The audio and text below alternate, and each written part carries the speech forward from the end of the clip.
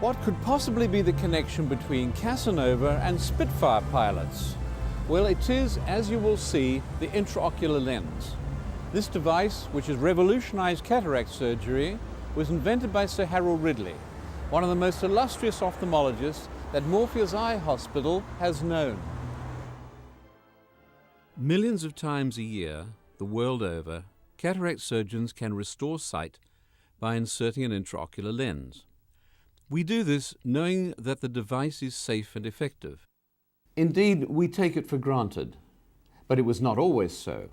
And some of my younger colleagues in training today may not know how the intraocular lens or implant was developed.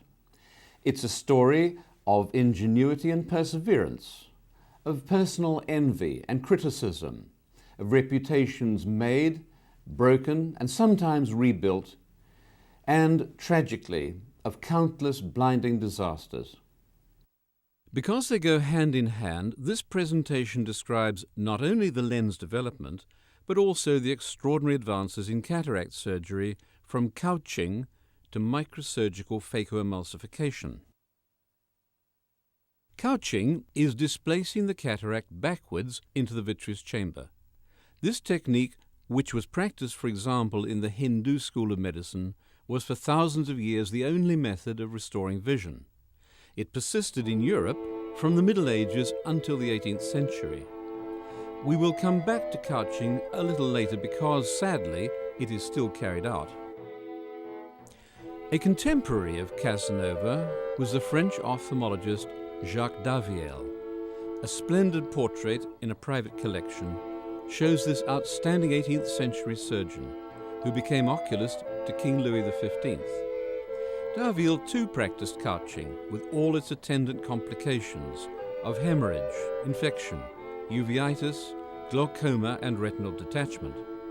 But becoming more and more dissatisfied with this, he carried out the first planned extracapsular cataract extraction in 1745. In the 18th century, ophthalmic instruments were crude. Despite this, Daviel's success was quite phenomenal, given that the surgeon and the patient were seated, that hygiene, illumination and magnification were lacking, that no mydriatic was used, not even atropine, and the only anesthetics available were alcohol, opium and cannabis. In 1753, Daviel published 115 cases, reporting 100 successes. From the Institute of Ophthalmology, here is the 1753 journal.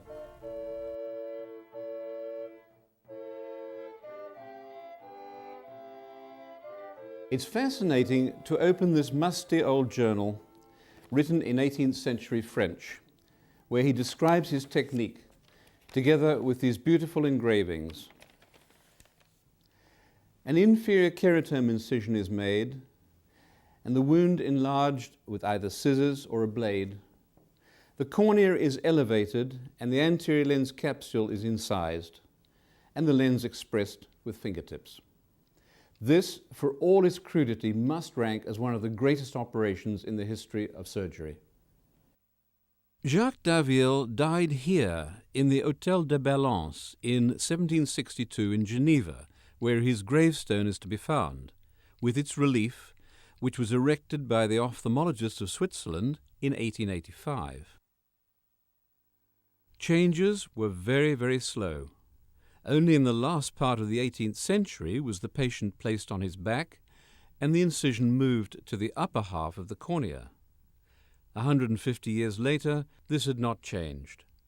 Here we see Dr. Barraquer in Barcelona doing an intracapsular cataract extraction using an electric pump erysophake and topical anesthesia in 1917. Only two major surgical advances were made until the middle of the last century. One was the invention of the operating microscope, and the other was intracapsular cataract extraction with alpha-chymotrypsin. The last intracapsular extraction I did using this enzyme and a cryoprobe was in 1979. Of course, extracapsular cataract extraction was being practiced and in fact was slowly becoming more popular.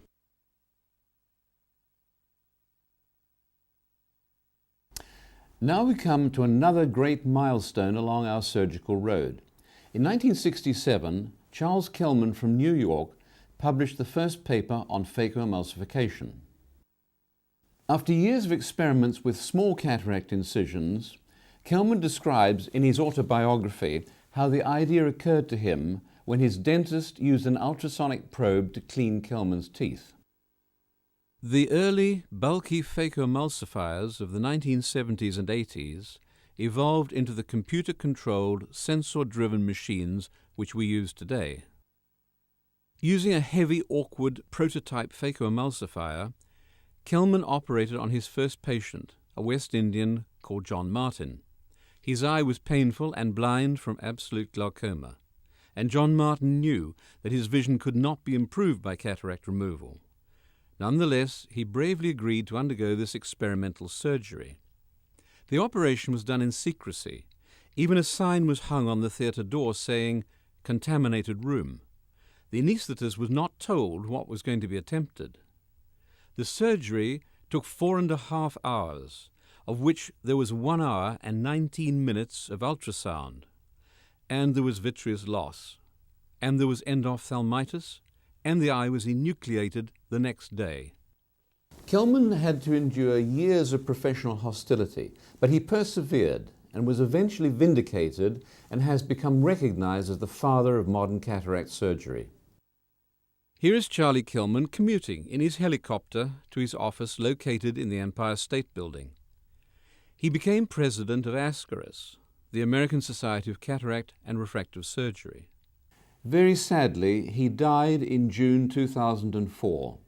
He was a tremendous teacher, a gifted golfer and musician, and a fine friend.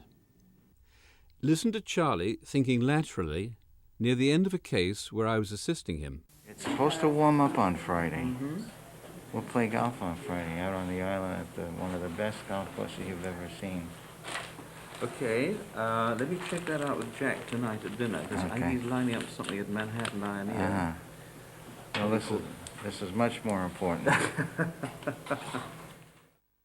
Within the last decade, Kelman's friend, Professor Jack Doddick, also from New York and also a past president of ASCRS, has pioneered neodymium YAG laser photolysis. I said we would come back to couching for cataract, because in countries like India, Pakistan, Tibet, China and Africa, it is still illegally done today. The exact numbers are unknown because it is done under a cloak of secrecy. The procedure is fast and rough and unhygienic. The coucher in this case chewed cocoa leaves and used his spittle for surface anesthesia. Dr. Jan Voorst, a tireless, innovative Dutch ophthalmologist, has proposed this technique for the hopeless millions blind from cataract in the developing world. Lens relocation is still couching, but using a cryoprobe passed through a limbal stab wound with topical anesthesia and sterile conditions. Provided the lens capsule remains intact, the eye will remain quiet. Simple aphakic glasses, or in this case, when needs must, half glasses, are cheaply available. Dr. Voorst argues that even 50% success is preferable to 100% untreated blindness when we consider that about 25 million people in the world need cataract surgery. Spectacles to correct aphakic vision were described as long ago as 1623 by Benito Daza de Valdez, who was a notary of the Spanish Inquisition. 300 years later, this was commemorated by the republication of the title page of his paper. But aphakic glasses have well-known optical drawbacks, and contact lenses, which appeared about 1880, can be cumbersome for some elderly patients to handle.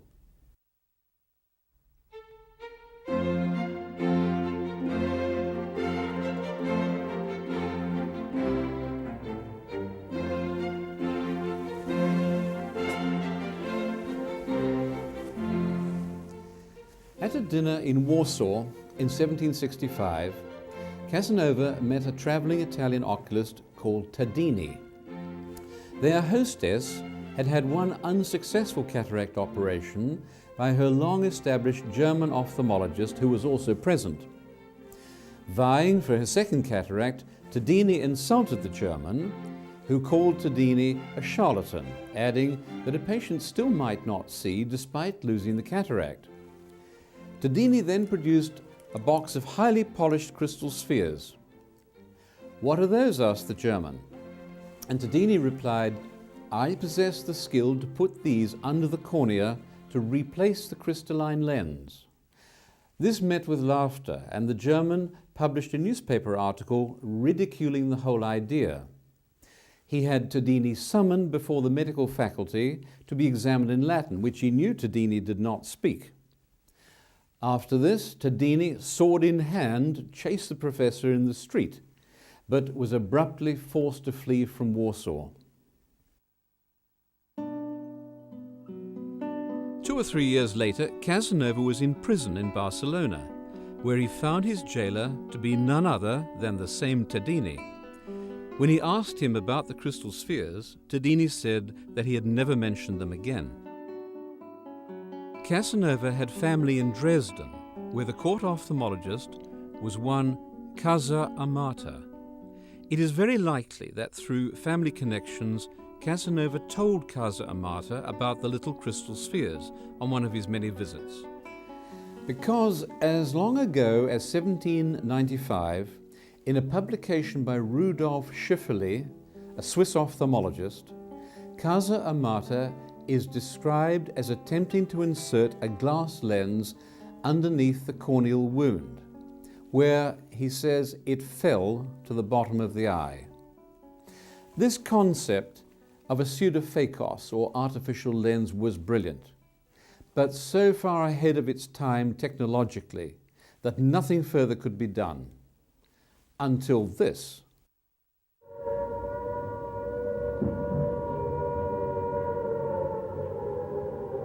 Two significant observations were made in the 1940s which provided a revolutionary change in the restoration of aphakic vision. In the Battle of Britain, aerial combat often resulted in the perspex canopies of Spitfires and other aircraft being shattered by gunfire. I looked after a patient, the late Flight Lieutenant Neil Cleaver, who had been shot down by a Dornier bomber in the Battle of Britain. He was flying Hurricanes when they were scrambled. His engine wouldn't start, so his flight leader told him on the radio telephone to get out and run to another Hurricane, to take off and catch them up. And in his hurry, he left his goggles in the first plane. In the fight, he was fired back at by the Dornier rear gunner. Cleaver was hit and blinded by oil and bilateral penetrating eye wounds from windscreen splinters. He had to parachute. It was too dangerous to try to jump forwards off the wing as he had been taught, because the loss of flight, plus the weight of the engine, threw the fighter's tailpiece up and often fractured the shoulder girdles, or worse, decapitated the pilots. It was safer to release the canopy and his safety harness, to turn the plane upside down and to fall free. This he did, but the sight of one eye was lost. In later life he had cataract surgery and an intraocular lens implanted by Erich Arnott, and in the same eye there is, in the cornea, a 40-year-old perspex foreign body from his fighter's windscreen. I asked Flight Lieutenant Cleaver if I could describe these events at a conference in America, and if he had any photographs of himself with his aircraft. He replied, "I'm sorry, but I don't have any photos of myself and or aeroplanes. One didn't go in for that sort of thing at that time and place." The second significant observation was made about 1947 by a medical student watching his first cataract extraction, done by Harold Ridley at St. Thomas's Hospital. He remarked to Ridley that it was a pity the diseased lens could not be replaced by a new one. In Ridley's publications, he was always referred to